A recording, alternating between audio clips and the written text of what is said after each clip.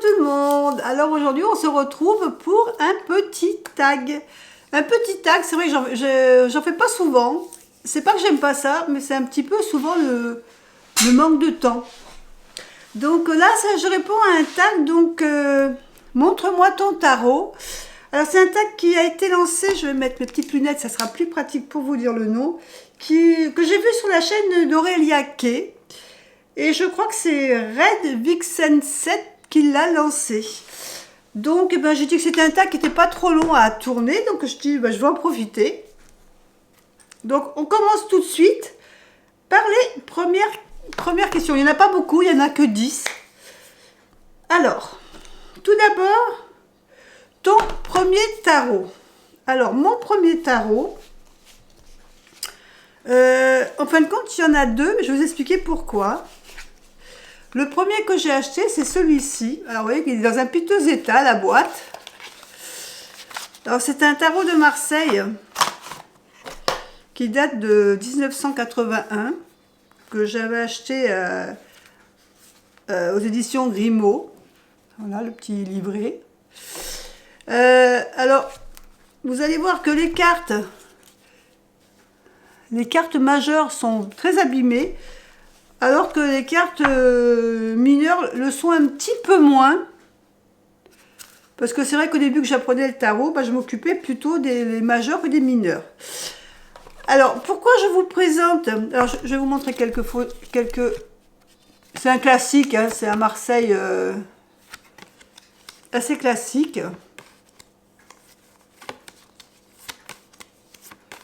Ouais, voilà, donc c'est pas la peine que je vous en montre trop.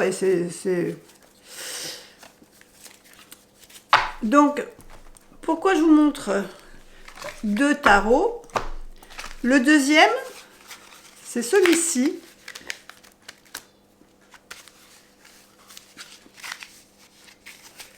Alors, ça va peut-être parler à certains d'entre vous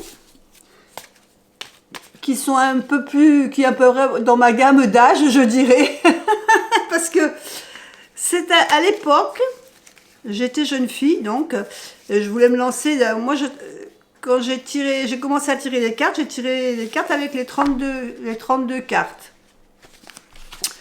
Et après, il est sorti, donc ce tarot de Marseille. Donc, je sais pas c'était Los Scarabeo qui faisait ça à l'époque. Vous voyez, c'est des grandes cartes avec l'imagerie en grand. Parce que c'était quelque chose que je commandais tous les mois. Tous les mois, je recevais une carte avec un fichier pour apprendre le tarot. Et donc, on avait ça qui était joint au fur et à mesure avec notre abonnement. C'était un abonnement mensuel. Et on recevait, alors j'ai plus le classeur, je sais pas où je l'ai mis le classeur, mais par contre voilà, tous les mois on recevait ce genre de fiches. Donc là c'était le tarot et la cabale, là le tarot et l'astrologie. Ensuite on recevait aussi, chaque fois quand on avait des cartes, on recevait aussi les descriptions des cartes. Ici on avait toutes les clés d'interprétation des coupes et des deniers, des bâtons, des épées. Et tous les mois, on recevait ceci. Et on recevait aussi énormément d'exemples de tirages. Vous voyez, alors là, on avait le tirage triple. Ici, on avait la méthode, ce qu'ils appelaient la méthode gitane. Donc, c'est vrai qu'il y a énormément de tirages.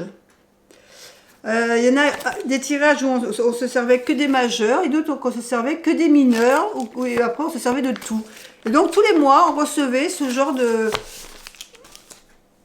d'abonnement avec une feuille, soit sur une explication sur le tarot, soit des cartes de tarot avec, soit... Et donc voilà, du coup c'est comme ça que j'ai commencé à étudier le tarot avec le tarot de Marseille. Mais c'est vrai que j'accrochais pas parce que, comme je le dis souvent dans mes vidéos, moi le tarot de Marseille au début, quand je voyais les arcanes mineurs, j'y arrivais pas, quoi. Il n'y avait rien à faire, ces arcanes mineurs me parlaient pas du tout. Et je trouvais que pour apprendre le tarot, c'est vrai que c'était pas quelque chose de très évident. Il faut reconnaître que moi, ça m'a un peu bloqué en fin de compte. Et du coup, j'ai étudié beaucoup les majeurs. Et quand on est arrivé aux mineurs, j'ai lâché un peu prise. Et puis bon, après, avec le temps, c'est vrai que la vie faisant, écoutez, je suis devenue une jeune femme, je suis devenue une femme, je suis devenue maman. Et c'est vrai que pendant cette période-là, j'ai un petit peu tout mis en stand-by parce que bon, il y a d'autres préoccupations à la maison. Donc voilà. Donc ça, c'était pour le première question. Deuxième question. Ton tarot du moment. Alors, mon tarot du moment, que je me sers pour l'instant, je dis bien pour l'instant que je ne me sers que pour moi, c'est le Woman Tarot. J'adore ce tarot. Alors, j'adore ces cartes. Alors, si vous voulez le voir plus en détail, j'ai fait une review sur ma chaîne. Hein. Et c'est vrai que j'aime beaucoup l'énergie de ce tarot. Alors, en ce moment, c'est vrai que je tire pas mal de cartes avec celui-là. Pour voir un peu les énergies, tout ça.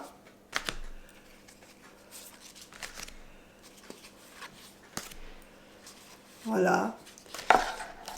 Je ne vais pas montrer le dos, que je trouve très joli. Et voilà. Alors, j'aime bien. Je le trouve très beau. Et il est parlant. Pour moi, ce tarot, il est parlant. Alors, je l'ai découvert il n'y a pas longtemps, hein, puisque c'était un cadeau de Noël.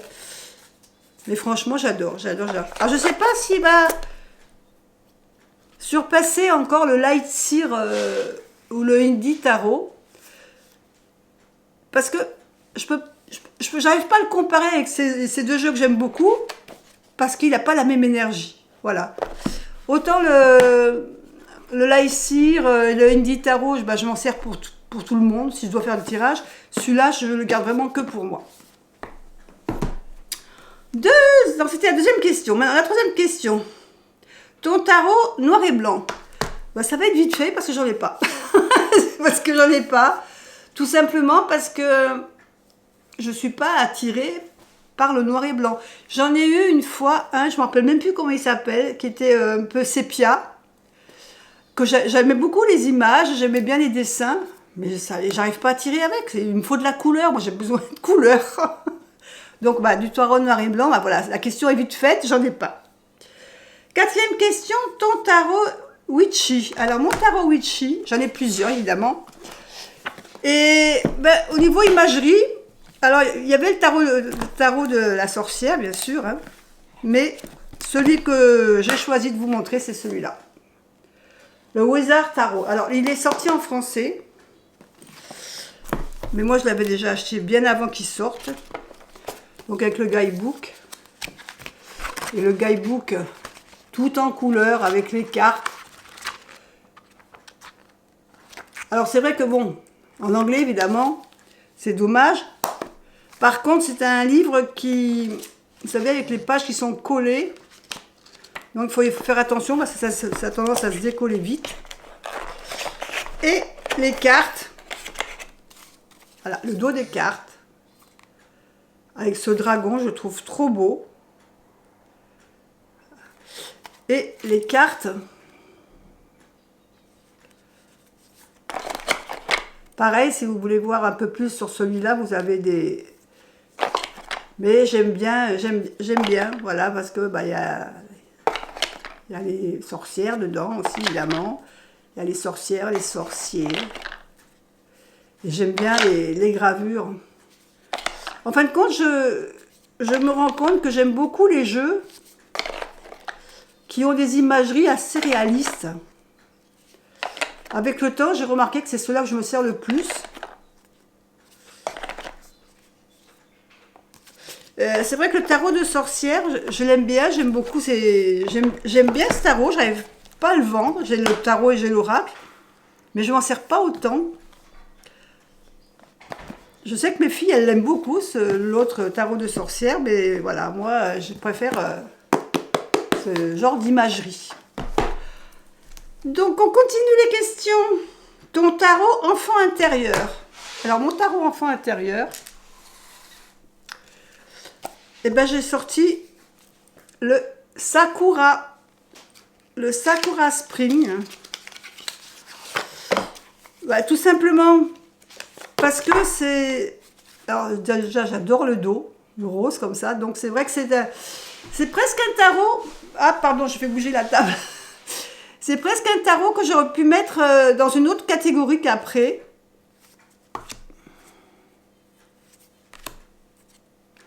Je crois que c'est d'ailleurs ce tarot m'avait été offert.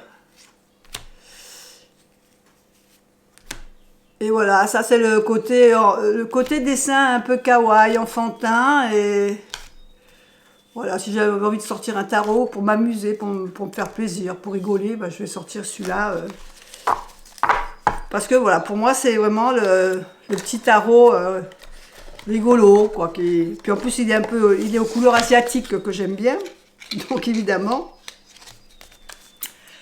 Voilà, donc ça c'était pour le tarot enfant intérieur. Ensuite on a le tarot qui te donne du peps. Alors, le tarot qui me donne du peps, c'est celui-là. C'est celui-là, déjà par le dos. Je trouve que le dos il est punchy. Et puis il a des images assez... qui sont Pepsi, quoi. Je veux dire...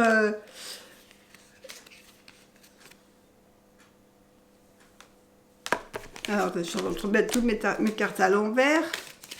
Il a des couleurs vives.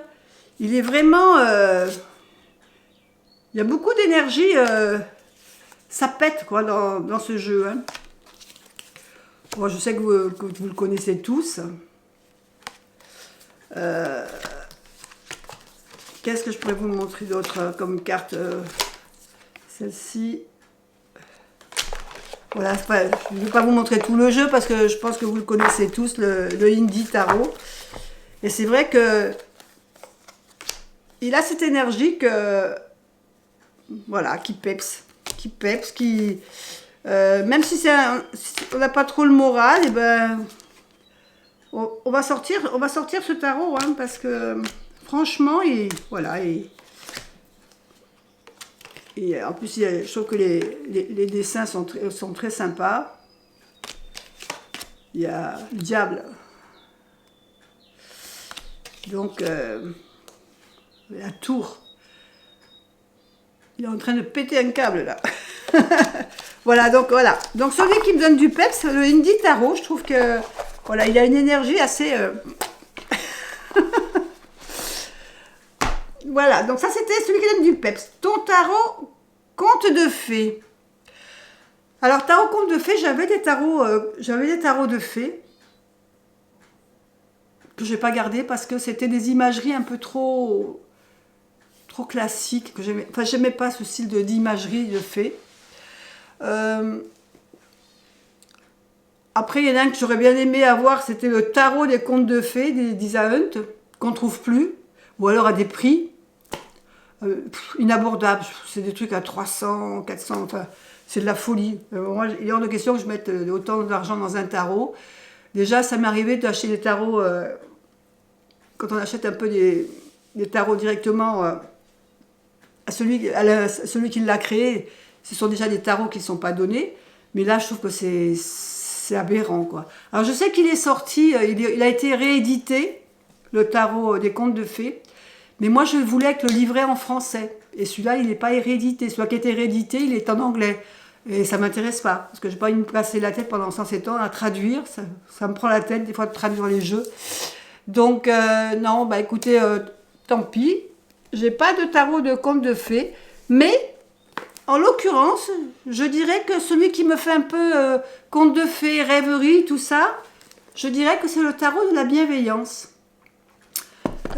Parce qu'il a des cartes, c'est des grandes cartes, donc ça c'est le dos, c'est des grandes cartes, mais je trouve que que ces cartes, elles sont un peu dans la rêverie. Alors là, qu'est-ce qu'on a? La carte de l'étoile. Je pense que ce jeu, on doit pouvoir toujours le trouver. La carte 13 de la transformation, de la carte de la mort. Vous voyez, ce sont des cartes, je trouve que rien que la tour, on est un peu dans un monde, on a l'impression d'être dans un monde irréel avec ces cartes. Alors, c'est pas un jeu que je conseillerais à quelqu'un qui débute, parce qu'au niveau imagerie, il n'est pas facile. Il faut déjà connaître le tarot pour se servir de celui-là. Mais franchement, regardez la lune. On a l'impression d'être dans un autre monde. Le magicien, je crois que c'est une de mes cartes préférées, ce magicien. J'adore ce magicien. La carte de la force. Non, la carte des amoureux, pardon. Je la confonds toujours avec la carte de la force parce qu'il y a le lion aussi. L'as de feu. On dirait la petite lanterne des fées.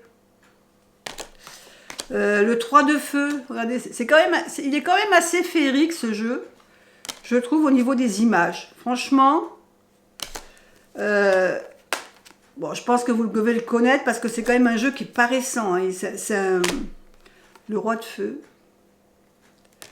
Et tout ce qui est les cartes d'eau aussi, avec ces poissons. Franchement... là, on a la sirène, le 10 d'eau avec ce Bouddha. Là, ici, on a le valet de terre avec ce petit elfe. Donc, vous voyez, c'est vraiment... il n'y a pas que des fées dans ce jeu. Mais les imageries, elles, sont féeriques, par contre. Je trouve qu'elles sont très jolies. Donc, ça, c'était pour la question 7. La question 8, ton tarot avec des animaux. Alors, tarot avec des animaux, rien qu'avec des animaux, j'en ai plus. J'en ai plus parce que j'avais eu un tarot, je crois que c'était avec des chats, mais je n'avais pas accroché. J'ai vu d'autres tarots avec des animaux, où il y a plusieurs animaux à l'intérieur, que c'est pas que les chats, que les chiens, voilà, que ce genre de choses. Il y en a qui m'attirent, mais j'arrive pas à franchir le pas, comme le tarot des hiboux et des chouettes, je trouve sympa aussi. Mais bon, là, ils sont ma liste, mais j'arrive pas à me lancer. Il y a un autre jeu aussi qui a été auto-édité, avec des animaux, qui est très très beau. Mais j'arrive pas. J'ai des oracles avec des animaux, parce que c'est des animaux où il y a un peu de tout dedans. C'est pas que le chat, voilà, il y a un peu... Là, je vous ai montré tout à l'heure... Dans un jeu, je ne sais plus lequel, où il y a des animaux dedans aussi, comme dans celui que je viens de vous montrer, il y en a aussi quelques-uns, mais c'est pas que avec des animaux. Donc là, tarot qu'avec des animaux, j'en ai pas. Le 9. Alors le 9, mon tarot un peu mis de côté. Alors le tarot que j'ai mis un peu de côté, c'est le tarot des oppositions. Alors, quand il m'a été offert, donc par contre la boîte elle est très jolie, décorée de partout, c'est sympa. Je me suis dit, oh ça va pas être facile, mais ça va être intéressant. Et c'est vrai que c'est un jeu, alors il y en a un petit livret dedans. Alors après, par contre il n'y a pas d'image, mais c'est pas, voilà. Par contre c'est en français. L'avantage c'est que c'est en français, on a des descriptifs succincts, côté positif, côté négatif, puisque c'est vraiment le tarot qui est fait comme ça. C'est-à-dire que on a sur chaque carte, alors je vous montre le dos déjà, c'est des petites lames. On a par exemple ici la grande prêtresse. On a la carte de la grande prêtresse qu'on représente classique, hein, type rider. Côté positif, et là, on a pareil la grande prêtresse, mais du côté négatif, plus sombre. Et toutes les cartes sont comme ça. Donc ici, par exemple, on a la carte du diable. On a la carte du diable inversée. Et c'est comme ça pour toutes les cartes. Par exemple, l'empereur, ici, le côté positif et le côté renversé. Donc vous voyez qu'à chaque fois la carte est un peu plus sombre. Pareil pour la force. Et c'est pareil pour toutes les cartes comme ça. Par exemple ici le fou. Bon, le fou c'est une carte classique. Où on voit donc l'autre fou qui part avec son petit baluchon et son chien. Et le côté négatif, bah là on voit le fou qui part en courant, quoi. Donc là c'est plus le départ, c'est plus un départ choisi. On a l'impression qu'il fuit. Il fuit cette espèce de petit renard ou de loutre là qui essaie de lui mordre les fesses. Donc c'est vrai qu'il est intéressant à travailler, mais c'est vrai que je travaille pas beaucoup moi. Mais par contre, j'arrive pas à me décider, à me dire, bon, bah, tu t'en sors pas, tu t'en sers pas, vends-le, quoi. Mais j'arrive pas, parce que je me suis dit que je me connais un jour ou l'autre. Un jour ou l'autre, ce jeu, je vais m'en servir, je le sais. Parce qu'il est quand même intéressant, hein, le fait de savoir le côté négatif et le côté positif. Et même si je travaille pas forcément avec celui-là, le petit livre va me permettre de connaître la signification un peu négative des cartes. Et ça peut m'aider dans d'autres tirages également. Donc voilà, pour l'instant je l'ai mis de côté, mais je sais que de toute façon j'y reviendrai. J'y reviendrai un jour, c'est sûr que je reviendrai vers ce jeu. Donc ça c'était le 9. Et le 10, si tu devais en garder qu'un seul parmi les 9 que tu viens de montrer, lequel je garderais?